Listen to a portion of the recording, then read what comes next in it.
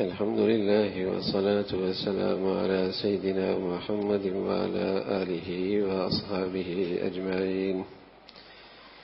أما بعد فأعوذ بالله من الشيطان الرجيم. بسم الله الرحمن الرحيم. فإن آمنوا بمثل ما آمنتم به فقد اهتدوا. وقال الله تعالى: إنما يأمر مساجد الله من آمن بالله واليوم الآخر وأقام الصلاة وآتى الزكاة ولم يخش إلا الله فعسى أولئك أن يكونوا من المهتدين. صدق الله العظيم. اللهم صل على سيدنا محمد النبي الأمي وعلى آله وأصحابه وسلم. اللهم صل على سيدنا محمد النبي الأمي وعلى آله وأصحابه وسلم. میرے معزز مسلمان بزرگوں، عزیز بھائیوں، عزت کے، کامیابی کے، فلاح کے، نجات کے، سعادت مندی کے سارے پیمانے بھی اللہ نے طے کر رکھے ہیں۔ یہ شخص معزز ہے، یہ شخص قابل احترام ہے، یہ شخص کامیاب ہے، یہ نجات پا گیا، سعادت کا تاج اس کے سر پہ سج گیا، یہ فلاح پا گیا، یہ قابل عزت ہے۔ یہ پیمانے بھی اللہ نے بتلا دیے۔ اگر کسی معاشرے کے اندر یہ پیمانے خلط ملط ہو جائیں عزت کے، کامیابی کے، فلاح کے، تو اس سوسائٹی کے لوگ فتنے میں مبتلا ہو جاتے ہیں۔ کفر کے بھی اپنے عزت کے پیمانے ہیں، زمانے کے بھی اپنے احترام کے نقشے ہیں، لیکن اللہ نے، اللہ کے رسول نے بھی عزت کے پیمانے بتائے ہیں، کامیابی کے راستے بتائے ہیں۔ فرمایا: فَإِنْ آمَنُوا بِمِثْلِ مَا آمَنْتُمْ بِهِ فَقَدِ اهْتَدَوْا۔ کامیاب لوگ دیکھنا چاہتے ہو تو محمد رسول اللہ کے ساتھی دیکھ لو۔ معزز لوگ، قابل احترام لوگ، سعادت مند لوگ دیکھنا چاہتے ہو تو پیمانہ اللہ کے نبی کے پیارے ساتھی ہیں، اللہ کے یہ برگزیدہ بندے ہیں۔ ان کی زندگی کا نقشہ دیکھ لو، جو اس سانچے میں آیا وہ عزت پا گیا، وہ نجات پا گیا، اسے فلاح مل گئی، وہ قابل احترام ہو گیا۔ فَإِنْ آمَنُوا بِمِثْلِ مَا آمَنْتُمْ بِهِ فَقَدِ اهْتَدَوْا، کہ جیسے ان کی زندگی تھی، عقیدہ کیسا تھا، اعمال کیسے تھے، کردار کیسا تھا، سیرت کیسی تھی، اخلاق کیسے تھے، دین کی خدمت، انسانیت کی خدمت کے اس کس پیمانے پر تھے۔ اگر کسی کی زندگی ان سے میل کھاتی ہے تو وہ نجات پا گئے۔ یہ نہ دیکھنا کفر کسے عزت دے رہا ہے، آج کا زمانہ کسے ایوارڈ دے رہا ہے، آج کی دنیا میں کس کے تذکرے بلند ہیں، یہ نہ دیکھنا، بلکہ یہ دیکھنا جنہیں عزت اللہ نے بخشی ہے، جنہیں عزت اللہ نے بخشی ہے، ان سے زندگی کس کی میل کھا رہی ہے، ان سے زندگی کس کی میل کھا رہی ہے، وہ قابل عزت ہیں۔ اگر دنیا کے پیمانوں پہ، نقشوں پہ جانچوں کے عزت، تو کسی دور میں فرعون کی بھی بڑی عزت ہوا کرتی تھی، ابو جہل کی بھی بڑی عزت ہوا کرتی تھی، قارون کی بھی بڑی عزت ہوا کرتی تھی، لیکن یہ ساری نقشے عزت کے کھوٹے نکلے، یہ سارے عزت کے نقشے کھوٹے نکلے۔ لیکن بلال دنیا کا زمانہ اور دنیا وقت اس وقت بلال کو نہ پہچان سکی، سمیہ کو نہ پہچان سکی، خبیب کو نہ پہچان سکی، عمار کو نہ پہچان سکی، رضوان اللہ علیہ مجمعین، لیکن ان کی عزت، سعادت مندی کا تاج اللہ نے ان کے سروں پہ ایسا سجا دیا، قیامت تک کے لیے اللہ نے فرما دیا، کامیابی چاہتے ہو، عزت چاہتے ہو، قابل احترام بننا چاہتے ہو، نجات چاہتے ہو، سعادت کے نقشے اپنے سر پہ سجانا چاہتے ہو، ان کی زندگی کا اوڑھنا بچھونا بنا لو گے، تم قابل احترام ہو جاؤ گے۔ ہمارے یہ عزت کے، احترام کے نقشے اگر خلط و ملط ہو جائیں تو مسلمان بھی فتنے میں پڑ جائے گا. اگر زمانے کے ہاتھوں میں اگر یہ عزت کے نقشے، احترام کے نقشے، کامیابی کے نقشے زمانے کے ہاتھوں میں دے دیے تو زمانہ تو بے دینی کی طرف چل رہا ہے. ہر بے دین معزز بن جائے گا، ہر لا دین معزز بن جائے گا. عزت کے نقشے فَإِنْ آمَنُوا بِمِثْلِ مَا آمَنْتُمْ بِهِ فَقَدِ اهْتَدَوْا فَإِنْ آمَنُوا بِمِثْلِ مَا آمَنْتُمْ بِهِ فَقَدِ اهْتَدَوْا. نجات، کامیابی، فلاح، عزت اس شخص کی ہے جس کی زندگی ان کی زندگی سے میل کھاتی ہے. اس کا ایک نقشہ اللہ نے قرآن میں ذکر فرمایا ہے. انما یامر مساجد اللہ من آمن باللہ والیوم الآخر. انما یامر مساجد اللہ من آمن باللہ والیوم الآخر واقام الصلاة وآت الزکاة ولم یخش الا اللہ فعسى اولئک ان یکونوا من المہتدین. جو لفظ وہاں اللہ نے فرمایا نا فقد اہتدوا، وہاں یہ بھی ذکر فرما دیے، یہاں بھی اسی کا تذکرہ فرما دیا کہ فاولئک فعسى اللہ ان یکونوا من المہتدین. یہ ہدایت یافتہ ہیں، یہ فلاح پا گئے، انہیں کامیابی مل گئی. کون لوگ ہیں؟ انما یامر مساجد اللہ، جن کا تعلق اللہ کے گھر سے ہو گیا.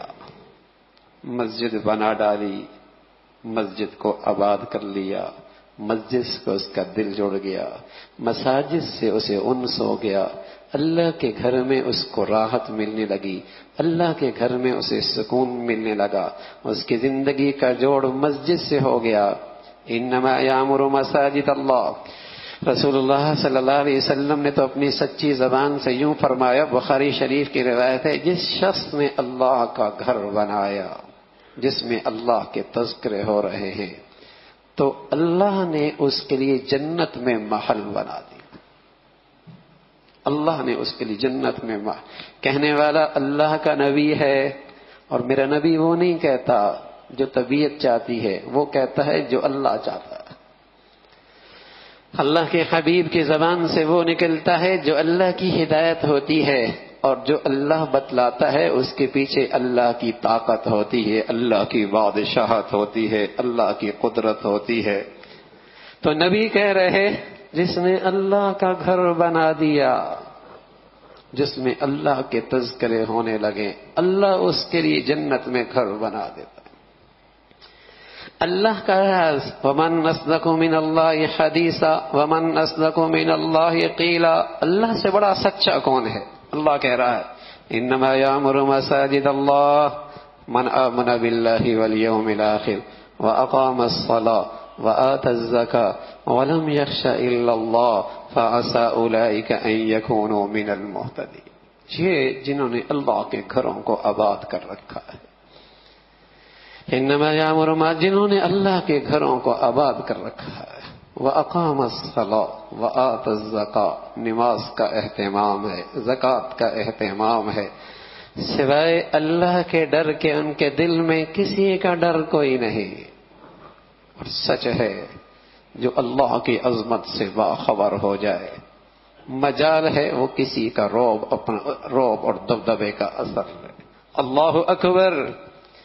جو اللہ کے گھر میں آ کر صبح شام کہے اللہ اکبر، اور جب اس تصور کے ساتھ آئے کہ میں سب سے بڑے رب، سب سے بڑی ذات کے دربار میں جا رہا ہوں، اللہ اکبر. جس کی زندگی کی صبح شام اس در سے جڑی ہوئی ہو، مجال ہے وہ کسی اور چیز سے خوف زدہ ہو. وَلَمْ يَخْشَ إِلَّا اللَّهِ. اللہ کہتا ہے فَأُولَئِكَ فَعَسَىٰ أُولَئِكَ أَن يَكُونُوا مِنَ الْمُهْتَدِينَ. یہ ہیں کامیاب ہونے والے، یہ ہیں معزز، یہ ہے سعادت مند، یہ کامیابی کا پروانہ لے اڑے. فَعَسَىٰ أُولَئِكَ أَن يَكُونُوا مِنَ الْمُهْتَدِينَ. صحابہ رضوان اللہ اجمعین کے ہاں معزز کون لوگ ہوتے تھے؟ جو اس سوسائٹی میں معزز ہوا کرتے تھے وہ اللہ کے گھر میں سب سے آگے ہوا کرتے تھے. محمد الرسول اللہ سب سے بڑے اس امت کے، ہمیشہ اللہ کے گھر میں سب سے آگے. اللہ کے نبی کے بعد اس امت کے سب سے بڑے ابو بکر، عمر، عثمان، علی رضوان اللہ علیہم اجمعین، اللہ کے گھر میں سب سے آگے۔ اس امت کا جو جتنا بڑا ہوتا وہ اللہ کے گھر میں پہلی صفوں میں نظر آتا۔ انما یامر مساجد اللہ، اللہ کے گھر۔ میرے عزیزو، مسلمانوں کے عزت کے پیمانے یہ ہیں، مسلمانوں کے بڑے عزت کی بلندیوں پہ چڑھے، اسی راستے پہ بلند ہوئے۔ آج کفر کے ہاں بھی عزت کے پیمانے ہیں، وہ بھی کسی کو ایوارڈ دیتا ہے، کسی اس کے ایوانوں کے اندر بھی کسی کی بڑی واہ واہ ہے، لیکن بادشاہوں کا بادشاہ، بادشاہوں کا بادشاہ، جس کی اللہ کے ہاں، اس بادشاہ کے ہاں عزت ہوتی ہے، اس کی نشانی کیا ہے؟ وہ اللہ کے گھر میں آگے ہوا کرتا ہے، وہ اللہ کے گھروں کو آباد کرتا ہے۔ ارے محمد اور رسول اللہ سے بھی کوئی بڑا ہو سکتا ہے اس کائنات دنیا میں؟ سید الکونین، امام الانبیاء، سید البشر محمد الرسول اللہ، ساری دنیا کی سلطنتیں اس کے قدموں میں ہیج، لیکن ان کی زندگی دیکھیے۔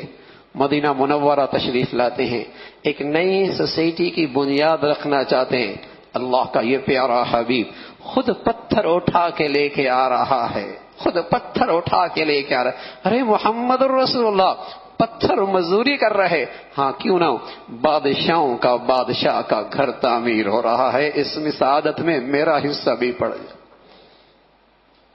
بادشاہوں کے بادشاہ کا گھر تعمیر ہو رہا ہے، اس میں میرا بھی حصہ پڑ جائے۔ امام الانبیاء، سید الکونین، یہ عزت تھی، یہ عزت کا پیمانہ تھا۔ محمد الرسول اللہ پتھر اٹھائے لے کے آ رہے، گارا بنایا جا رہا، اس سوسائٹی کی سب سے پہلی عمارت بنتی ہے تو اللہ کا گھر بنتا ہے، مسجد قباء بنتی،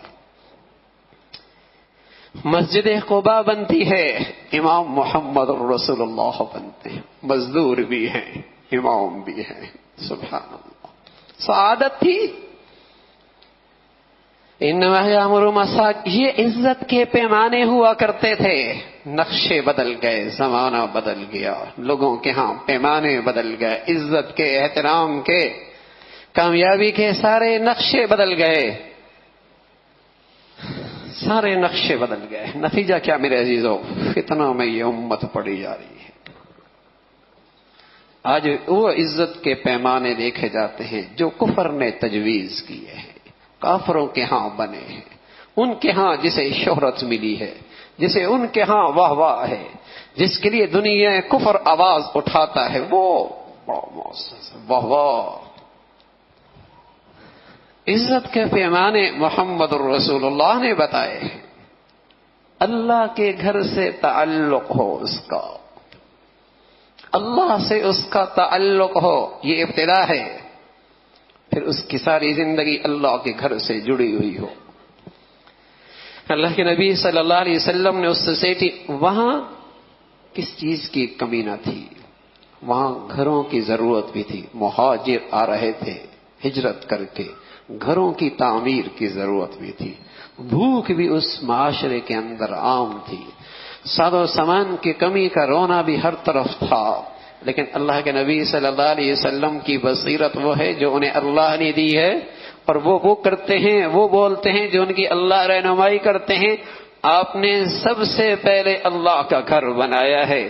اگر ان کے کچے گھروں کا اور کچے بازاروں کا اور سوق جسے کہیں کہ ساز و سامان سے خالی زندگی کا رشتہ اور تعلق اللہ کے گھر سے بن گیا تو ان کے کچے گھر بھی آباد ہو جائیں گے، ان کے بازاروں کے اندر بھی عدل و انصاف کی خوشبو پھوٹ پڑے گی، ان کی ان ساز و سامان سے خالی زندگی کے اندر بھی سکون کے پھول کھلنے لگیں گے۔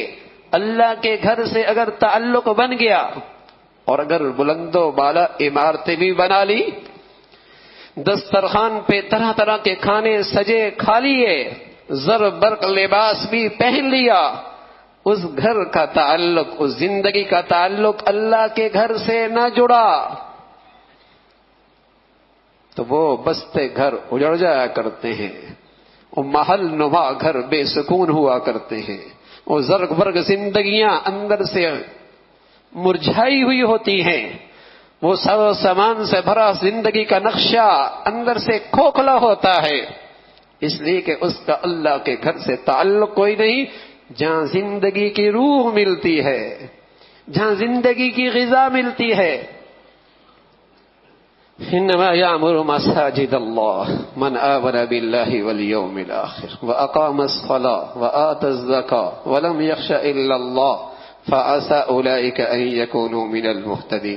میرے عزیزو، زمانہ کتنا ہی کیوں نہ بدل جائے، پیمانے کیوں خلط ملط نہ ہو جائے، لیکن کامیابی کا نقشہ آج بھی وہی ہے۔ وہ شخص جس کا اللہ کے گھر سے تعلق کوئی نہیں، اللہ کے در پہ سجدے کوئی نہیں، جس کا اللہ کے گھر سے تعلق کوئی نہیں، جس کا اللہ کے در پہ سجدے کوئی نہیں، جس کا اللہ کے گھر میں صبح آنا جانا کوئی نہیں، زمانہ اسے ایوارڈ دیتے رہے، لیکن اللہ کے ہاں وہ معزز کوئی نہیں، اللہ کے ہاں اس کے لیے کامیابی کا پروانہ کوئی نہیں ہے، اللہ کے ہاں اس کے لیے نجات کا نقشہ کوئی نہیں۔ نجات فلاح اس کی ہے جو اللہ کے گھر سے جڑتا ہے، پھر اپنی ساری زندگی، پھر اپنا اخلاق، اپنا کردار، اپنی سیرت، اپنا ظاہر باطن اللہ کے گھر سے ملے پیغام کے سانچے میں ڈھالتا ہے۔ کامیابی اس کے لیے ہے، فلاح اس کے لیے ہے۔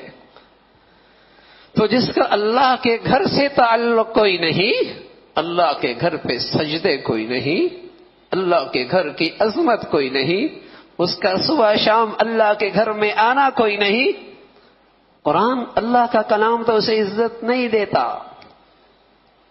قرآن نے جو عزت کے، کامیابی کے، فلاح کے نقشے بتائے اس میں اس کا کوئی حصہ نہیں۔